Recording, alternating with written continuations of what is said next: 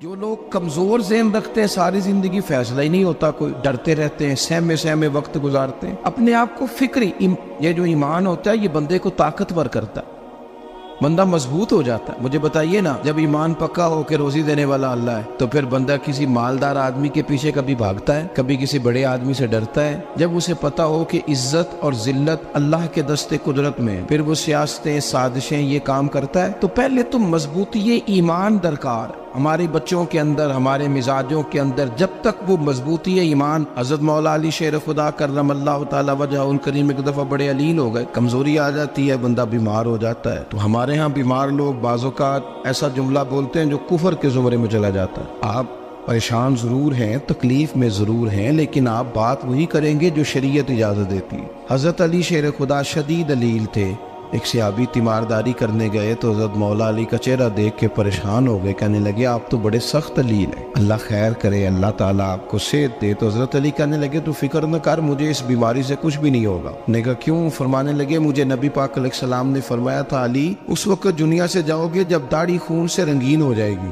تو اس کا مطلب ہے میں خنجر کے وار کے ساتھ شہید کیا جاؤں گا، میں بیماری سے دنیا میں نہیں جاؤں گا، میں یہ بیماری سے مجھے کچھ بھی نہیں ہوگا، اللہ مجھے شفا دے دے گا، چونکہ حضور نے فرمایا کہ ساڈے نبی دی زبان ساڈے واسطے قرآن۔ تو سب سے پہلے تو اپنے ایمان کے اندر، توکل کے اندر مضبوطی پیدا کرے۔ مسلمان دیکھو نا، نماز پڑھنے سے روزی میں برکت ہوتی ہے، تو پھر اس کا مطلب یہ ہے کہ جب ٹائم آئے نا نماز کا تو گاہک جتنے مرضی کھڑے ہوں پھر دکان بند کرنی چاہیے، پھر نماز پڑھنی چاہیے، کیونکہ روزی تو اللہ نے دینی ہے، گاہکوں نے تو دینی۔ تو سب سے پہلے ضروری ہے مضبوطی ایمان، توکل، اللہ کی ذات پر بھروسہ۔ آپ کبھی میدان کربلا کا پورا نقشہ اپنے سامنے رکھیں نا، دو چیزیں ہیں، امام حسین کو نظر آ رہا ہے اب شہادت ہو جائے گی، اتنی بڑی فوج آئی ہے، خدا کی حکمت کے تقاضے سمجھ میں آ رہے ہیں، حالات کیا ہوں گے سمجھ آ رہی، پر ایک لمحے کے لیے بھی ان کا توکل کمزور نہیں ہوا۔ اپنے رب پر جو مضبوط بھروسہ ہے، سیدہ طیبہ طاہرہ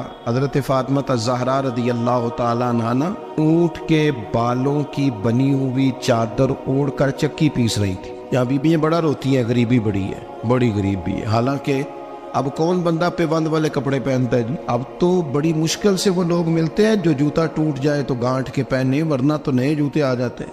حضرت سیدہ پاک اونٹ کے بالوں کی بنی ہوئی چادر اوڑھ کے چکی پیس رہی تھی۔ نبی پاک صلی اللہ علیہ وسلم نے دیکھا، آنکھوں میں آنسو ضرور آئے، پر محبوب نے فرمایا فاطمہ دنیا میں تھوڑی سی تکلیف برداشت کرو، قیامت کی ساری عزت اللہ آپ کو ہی عطا فرمائے گا۔ تو توکل کی مضبوطی، اللہ کی ذات پر بھروسہ، اپنے رب کریم کے ساتھ امیدوں کا وابستہ کرنا، اس سے مضبوطی آئے۔ دوسرا فرمایا وَعَمِلُوا الصَّالِحَاتِ، بہترین عمل کیا جائے زندگی میں، نیک اعمال کیے جائے، وقت ضائع نہ کیا جائے، ہر وقت کوئی نہ کوئی کام بندہ کرتا رہے۔ یہاں بہت سارے لوگ ہیں جن کو لوگ نیک کہنا شروع کر دیتے ہیں نا، وہ سمجھ لیتے ہیں شاید ہم سچی مچی نیک ہیں۔ لوگ جو کہتے ہیں حضرت صاحب کی بلا، پیر صاحب کی بلا، میں یہ طالب علموں کو، دوستوں کو، بلکہ اپنے آپ کو بھی کئی دفعہ کہتا رہتا ہوں، اپنے آپ کو سمجھاتا ہوں کہ یہ لوگ تجھے کہہ رہے ہیں حضرت صاحب، یہ تو رات کو تو اپنے آپ سے پوچھنا، اپنے رب سے پوچھ، کبھی موقع ملے تو اپنی گریبان میں جھانک، غور کر کے تیری کیفیت کیا ہے، تنہائی میں تیرا دل اللہ سے جڑتا ہے کہ نہیں، عبادت میں دل لگتا ہے کہ نہیں، خدا کا خوف دل میں رہتا ہے کہ نہیں، غریب کی محبت، عزیزوں قربت والوں کا احساس طبیعت میں موجود رہتا ہے کہ نہیں۔ ویسے تو میرا مطلب ہے، لوگ کہہ دیتے ہیں حاجی صاحب آپ بڑے سخی ہیں، تو اس سے تو نہیں نا بندے نے سخی ہونا، سخی تو تب ہونا ہے جب اللہ کی بارگاہ میں مقبول ہوگا۔ اعمال صالحہ، نیک کام، اور وہ کرتا رہے بندہ، کوئی بھی کام اسے نیکی کا مل جائے نا۔ دیکھنا اپنا معیار ہر انسان نے بنایا ہوتا ہے کامیابی کا۔ کچھ لوگوں کا خیال یہ ہوتا ہے کہ بچے میرے پڑھ گئے، اپنی اپنی جگہ پہ سیٹ ہو گئے، میں اب بڑے سکون میں ہوں۔ کچھ کی رائے یہ ہوتی ہے کہ میں نے سب بچے بچیوں کا بیاہ کر دیا ہے، گھر میرا بن گیا ہے، اب میں بڑے آرام میں ہوں، قرار میں ہوں، سکون میں ہوں۔ تو اپنی اپنی رائے ہوتی ہے، لیکن حقیقت وہ ہے، اصل وہ ہے جسے اللہ کے قرآن نے بیان کیا۔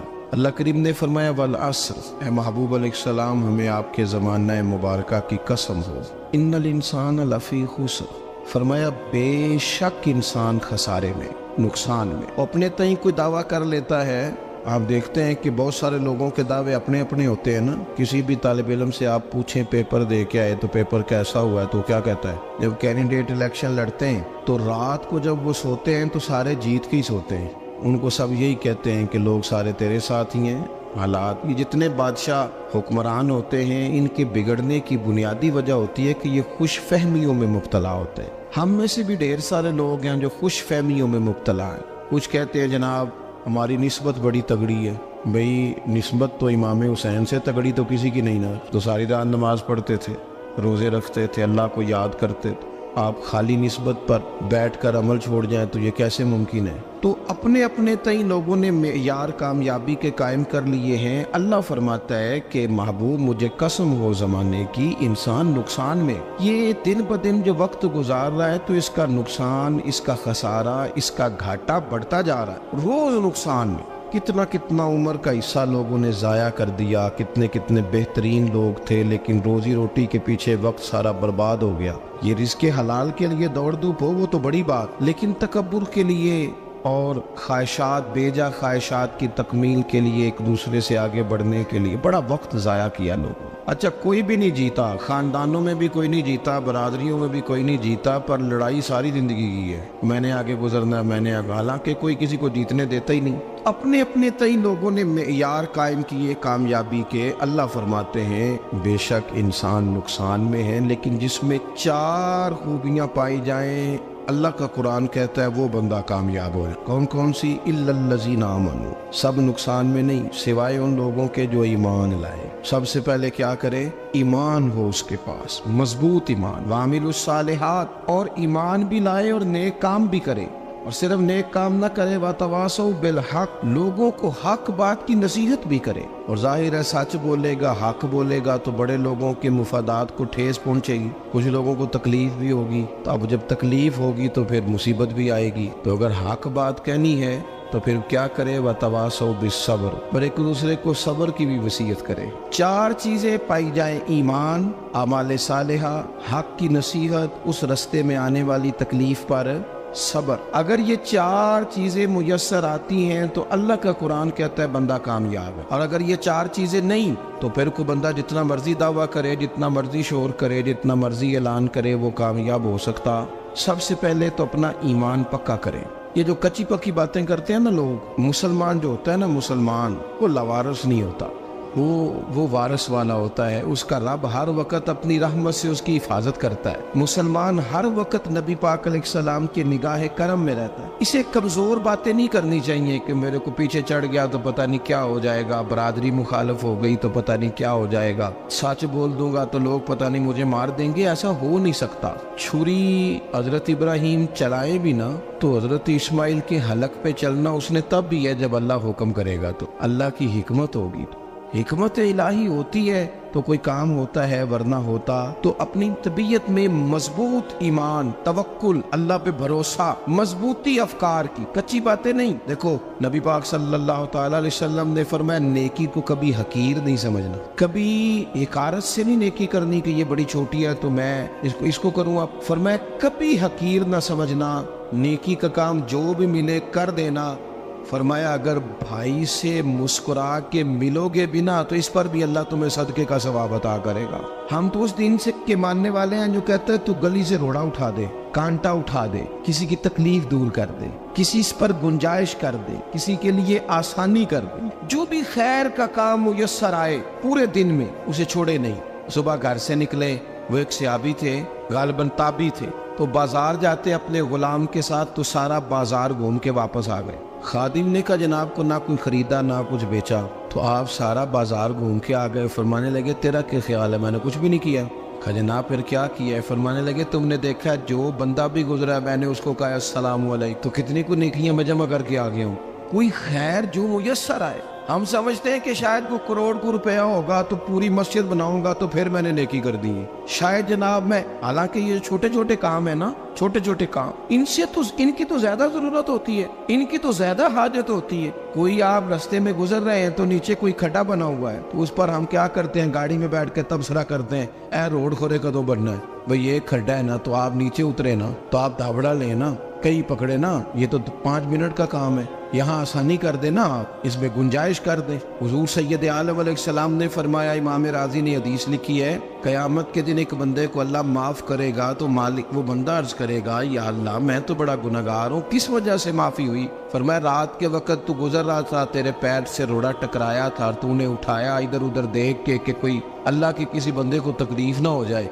का मालिक को वो तो मैंने ज़माना बीत गया, कोई इतनी बड़ी बात भी नहीं समझी। तो रब करीम ने फरमाया, तो रात के अंधेरों में भी मेरे बंदों का ख्याल रखता था, तो मैं तेरा ख्याल ना करूं?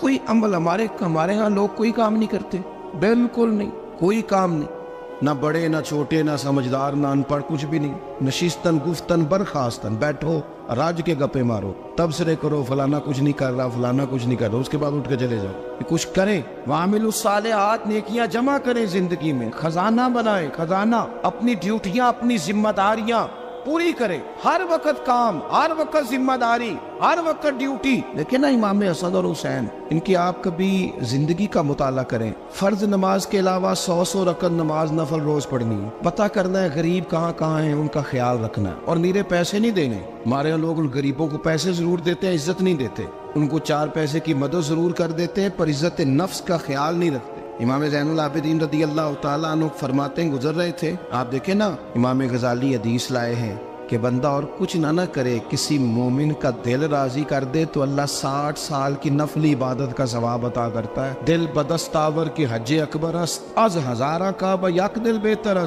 किसी का दिल खुश कर देना, उसको राहत दे देना, उसको करार दे देना, उसके लिए कोई ऐसा सामान कर देना कि बंदा मुतमईन हो जाए, सुकून हो जाए। ये हमारे यहाँ जो लोग होते हैं ना, सरकारी मुलाजिमीन, ड्यूटियों वाले, इनकी तबीयतों में तलखी होती है। ये अगर सिर्फ प्यार करने लग जाए ना, से वाबस्ता लोग मेरे बाप में से है, तो मैं उनसे कहता हूँ कि शिफा तो अल्लाह ने देनी है, चलो तुम दुआई तो आज के दिया करो ना, तुम आने वाले की बात तो तवज्जो से सुनो। वो बेचारा अपनी बात, हमारे बुजुर्ग थे तो तावीज़ लिखा करते थे, बड़े आलिम थे, मुझे कुछ थोड़ी सी ना मेरे दिल में उनके बारे में खफगी रहती थी कि आप इतने बड़े आलिम हैं, आप किताब लिखे, आप तवीज़ लिख रहे हैं, और फिर लोगों ने कमाई करनी होती है, आप तो मुफ्त देते हैं सारा कुछ, इतनी लंबी ड्यूटी, सारा दिन बैठे रहते हैं आप और लिखते तवीज़ है।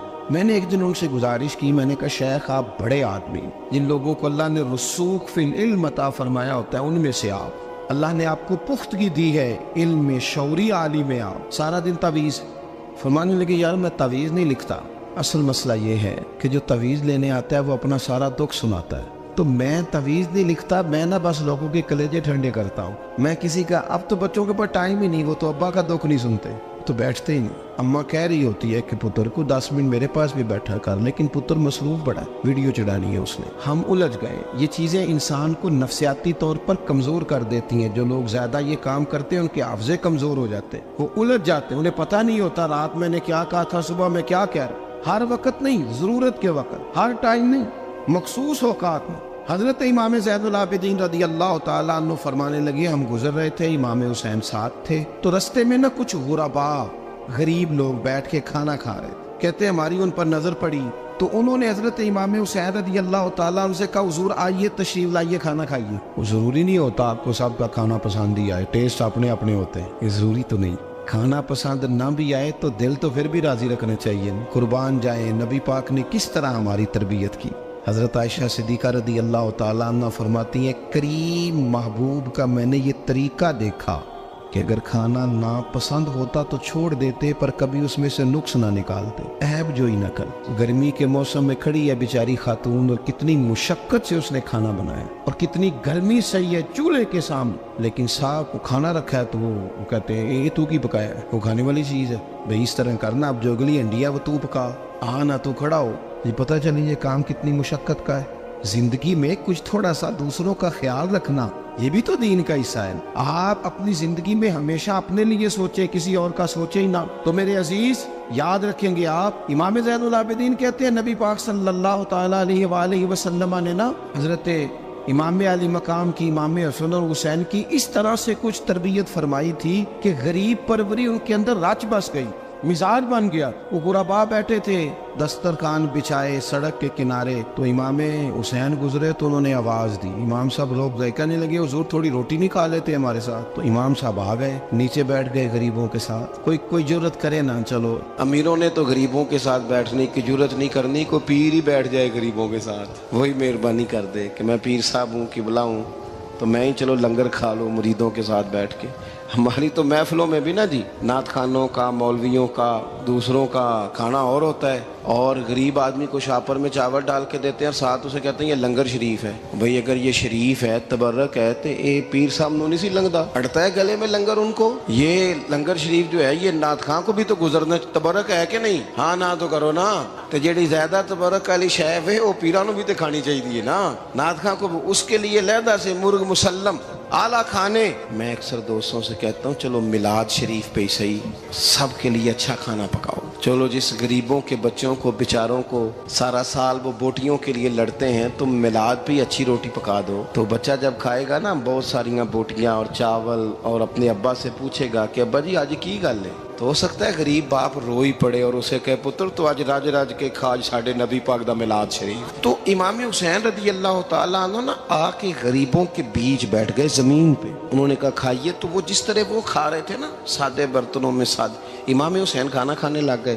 میں نے کہا خیر کا کام کوئی بھی ملے اسے ضائع, چلو اور کچھ نہیں کر سکتے تھے, کسی کو سڑک ہی پار کرا دے نابینا کو, چلو اور کچھ نہیں کر سکتے, تو آپ کو پتہ ہے کہ سامنے والا بوجھ لے کے گزر رہا ہے, آپ تھوڑا سا ہٹ جائیں روڈ سے, اسے گزر لینے دیں. کوئی تو کام زندگی میں کوئی ارادہ تو خیر کا بندہ کرے. امام حسین بیٹھ گئے, ان کے ساتھ روٹی کھائی. تھوڑی دیر کے بعد اجازت لی, فرمایا جاؤں؟ کہنے لگے حضور اور کھائیے. فرمانے لگے میں تو ابھی روٹی کھا کے آیا تھا اور آج تک ایسا نہیں ہوا کہ دوبارہ کھانا کھاؤں. ایک لقمے کی بھوک نہیں تھی, جتنا بھی کھایا ہے نا یہ تمہارا دل خوش کرنے کے لیے کھایا ہے. غرباء مساکین کی وعامل الصالحات, ایماندار بندہ ایمانداروں جیسے کام کرتا ہی اچھا لگتا ہے. 25 حج کیا امام حسن اور حسین نے مدینے سے مکے پیدل جا کے. میں کہتا ہوں چلو ہم باجماعت نماز ہی پڑھ لیا کریں. چلیں, حضور صلی اللہ علیہ وسلم نے فرمایا فجر کی نماز پڑھ کے بیٹھ جاؤ, اشراق چاشت تک اللہ کا ذکر کرو, 2 نفل اشراق کے 2 چاشت کے پڑھ لو, اللہ 2 حج اور 2 عمرے کا ثواب عطا کر دے گا. مشکل کام تو نہیں.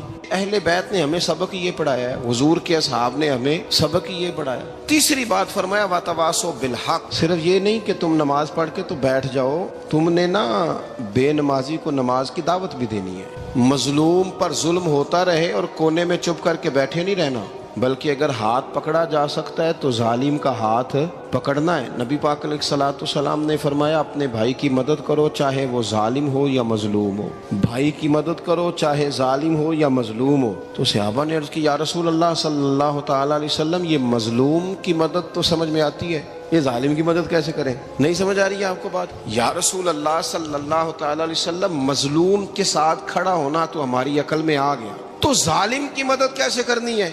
نبی پاک صلی اللہ تعالیٰ علیہ وسلم نے فرمایا ظالم کو ظلم کرنے سے روک دو, تم نے اس کی مدد کر دی, اسے باز کرو. لیکن ہم تو اتنی جرت ہی نہیں رکھتے بدی کو بدی کہنے کی, اتنی طاقت ہی نہیں ہوتی. جھوٹ کو جھوٹ کہنے کی ہمت, ہمارے گھر میں سارا کچھ ہو رہا ہوتا ہے, ہمیں پتہ ہوتا ہے کہ فلاں جگہ پہ ہمارا قبیلہ ہماری برادری غلط ہے, پر اتنی جرت کرتے.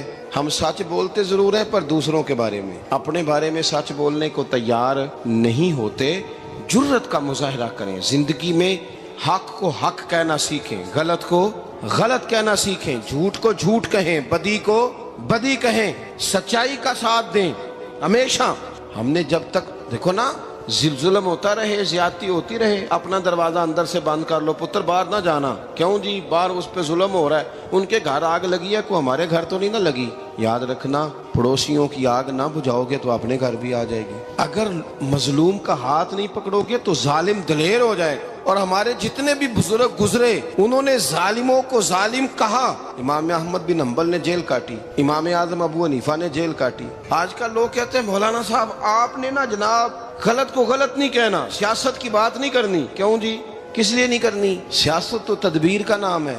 بنو اسرائیل میں جتنی بھی تدبیر ہوتی تھی وہ سارے انبیاء کیا کرتے تھے. کیوں نہ بات کریں؟ یہ جن کرسیوں پہ آج تم نے ظالموں جابروں کو بٹھایا، یہ کرسی تو حضرت ابوبکر صدیق جیسے لوگوں کی ہے، یہ تو حضرت عمر جیسے لوگوں کی سیٹ ہے، حضرت عثمان غنی جیسے لوگوں کا کام ہے، مولا علی جیسے لوگوں کا کام ہے۔ غلط جگہوں پہ غلط لوگ بٹھا دی اور پھر جھوٹے کو جھوٹا بھی نہ کہیں، ظالم کو ظالم بھی نہ کہیں۔ ہم سے نہ رقم ہوں گے قصیدے یزید کے، کیونکہ ہم لوگ تو حسین کے سیرت نگار ہیں۔ یہ کیا بات ہوئی؟ آپ سچی بات ہی نہ کریں، کلمہ حق کہیں، ہمیشہ کھری بات کہیں، سچی، گرچہ اپنا نقصان ہو، حق کے ساتھ کھڑے ہونا سیکھیں۔ وتواصوا بالحق، ساری آسانی تھی، امام حسین کو کوئی مسئلہ نہیں تھا، آرام سے بیٹھے تھے۔ آج کتنے موجوں میں بیٹھے ہیں، پیر صاحبان، مولوی صاحبان، خطیب صاحبان، سیاستدان، وڈیرے، موج لگی ہوئی ہے، کسی کو کچھ نہیں کہنا، کچھ کہیں گے تو پھر بندے مخالفت کریں گے۔ تو امام حسین مسجد نبی میں جمعہ پڑھاتے تھے، چپ کر کے بیٹھے رہتے، حضور سید عالم علیہ السلام کے مزار انور کے پاس بیٹھے تھے، بیٹھے رہتے۔ لیکن امام حسین نے فرمایا ظالم حکمران بنے تو وہ قوموں کو تکلیف دیتے ہیں، وہ ملی نقصان کرتے ہیں، وہ امت کا چہرہ مہرہ بگاڑ کے رکھ دیتے ہیں، لہذا کھڑے ہونا پڑتا ہے، کلمہ حق کہنا پڑتا ہے، الہ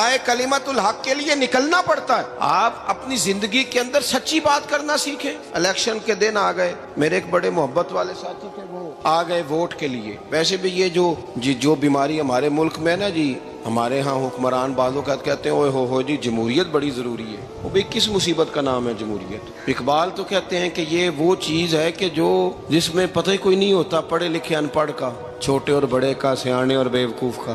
جمہوریت وہ طرز حکومت ہے کہ جس میں بندوں کو گنا کرتے ہیں، تولا نہیں کرتے رہتے ہو ہر وقت۔ قوم کو اس کا حق ملنا چاہیے، غریب کی مدد ہونی چاہیے، انصاف ملنا چاہیے۔ باقی یہ تمہاری کہانیاں ہیں ڈکٹیٹرشپ اور جمہوریت، اور ہمیں تمہاری سمجھ بھی نہیں آتی۔ ہر ڈکٹیٹر کے ساتھ ہوتے ہو، باتیں جمہوریت کی کرتے ہو، جہاں تمہارا دل کرتا کھڑے رہتے ہو۔ ہمیں تو کوئی اس سے غرض نہیں، کام ہونا چاہیے۔ بلکہ جو لوگ قوت نافذہ رکھتے ہیں انہیں سمجھنا چاہیے کہ ملک کی بھاگ دوڑ ہمیشہ مضبوط ہاتھوں میں رہے، اور وہ اس طرح کا نظام وضع کریں، مل بیٹھے سارے ادارے کہ غریب کی سنی جائے۔ وہ مجھے بڑی اچھی طرح یاد ہے جب وہ ایک حکومت ختم ہوئی اور جو ایک فوجی رہ کے گئے تھے 11 سال، ان کی حکومت آئی تو میں باہر نکلا تو ایک بزرگ تھے، وہ صبح صبح ناشتہ بیچا کرتے تھے ہمارے علاقے میں، چاول اور چنے بنے۔ تو میں نے ان سے کہا بزرگوں پتہ لگا جی رات دی حکومت بدل گئی ہے۔ تو فرمان لگے پتر جیڑا مرضی بھی آ جائے، میں تو یا چاول بیچ کے روٹی کھانی، ہمیں تو ان سے غرض ہی نہیں، اللہ جانے کون آیا کون گیا، تو کھیل تماشا بنایا ہوا ہے۔ تو جھوٹے کو جھوٹا کہیں۔ میرے ایک دوست ہیں الیکشن لڑتے ہیں، مجھے ایک دفعہ آ کے کہنے لگے آپ نے کبھی ووٹ نہیں ڈالا، اس دفعہ ضرور ڈالیں۔ میں نے کہا نہیں ڈالتا میں۔ کہنے لگے ووٹ قوم کی امانت ہے، تو میں نے کہا امانت کسی بے ایمان کو دے دوں؟ امانت تو امانت دار کو دی جاتی۔ نہیں سمجھے آپ بات؟ یہ سارے کہتے ہیں نا ووٹ قوم کی، تو امانت کس کو دینی چاہیے؟ صحیح بتاؤ۔ چلو ہوں تسی بولنا نہیں، بس دل وچ گل رکھنی، دل وچ دیندے ویسے امانت دارا نہیں ہونا۔ نہیں میں نے کہا بولنا نہیں، ہمیں کسی نے پتہ نہ لگ جائے، دیتے ویسے امانت داروں کو ہی ہو نا۔ یہ اپنے دل سے پوچھو، فیصلہ لو، اللہ سے ڈرو۔ ظالم کا مددگار ظالم ہوتا ہے، ظالموں کا مددگار ظالم ہوتا ہے۔ وہ تیرے میرے ووٹ پر جیت کر جب ظلم کرے گا تو پھر کون ہے جو یہ دعویٰ کرے گا کہ جناب میں ظالم کا مددگار نہیں؟ سوچو سمجھو، غور کرو۔